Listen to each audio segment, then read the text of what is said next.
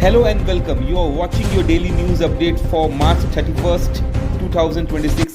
Let's dive straight into the top stories from India and around the world. We begin with heartbreaking news from Bihar.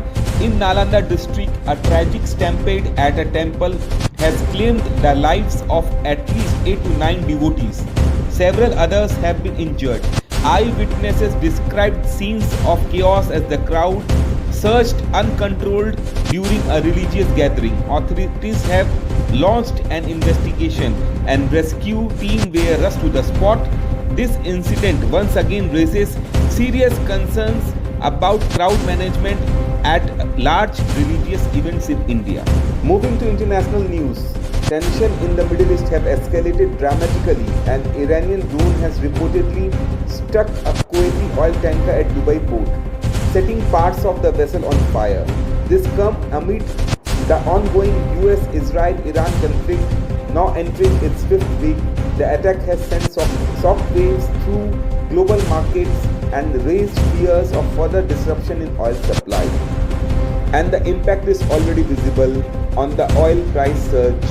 Global oil prices are surging with gasoline prices in the US crossing $4 per gallon. Experts warn that if tension continues, fuel price would rise even further worldwide, affecting inflation and daily expenses. Indigo new CEO back to India. India's largest airline Indigo has announced a major leadership change.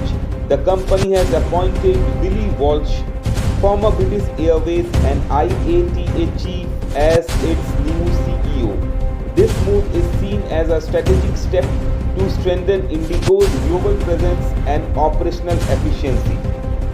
Naxal deadline. In a major internal security update, Home Minister Amit Shah's deadline to eliminate Naxalism ends today. The government claims that India is now very close to becoming Naxal-free, marking a significant milestone in the fight against insurgency. Prime Minister Narendra Modi has launched a massive 3,300 crore semiconductor project in Gujarat. This initiative aims to position India as a global leader in chip manufacturing and reduce dependence on imports. The Election Commission has announced dates for the 2026 Assembly elections. Voting will take place between April 9 and April 29 with results on May 4. Key states includes West Bengal, Tamil Nadu, Kerala, Assam and Puducherry. Meanwhile, West Bengal Chief Minister Mamata Banerjee has accused the BJP of voter manipulation. She has written to the Election Commission demanding strict action and safeguards for fair elections. In the US, President Donald Trump has indicated he may end the Iran conflict without securing control over the Strait of Hormuz. This signals a possible shift in US strategy in the region. And finally, important news for taxpayers in India. New income tax rules will come into effect from April 1st, including updates on HRA, PAN linking and options between old and new regimes.